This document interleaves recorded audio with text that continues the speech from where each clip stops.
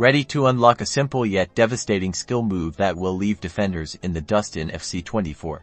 Today, we're breaking down the step over, a fundamental skill that can open up passing lanes and shooting opportunities. First, let's talk controls on PlayStation. You'll be using the right stick on Xbox. It's the same right stick we're focusing on.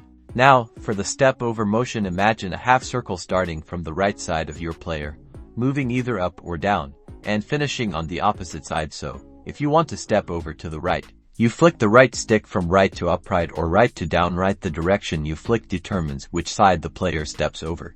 Practice this in the skill games or during a practice match to get a feel for the timing. The key is to do it quickly but smoothly. If you flick it too slowly, it won't register too fast, and you might accidentally perform a different skill move. The step over works best when you're approaching a defender hidden as they commit to a tackle. Execute the step over to shift the ball to the opposite foot, leaving them scrambling and opening up space.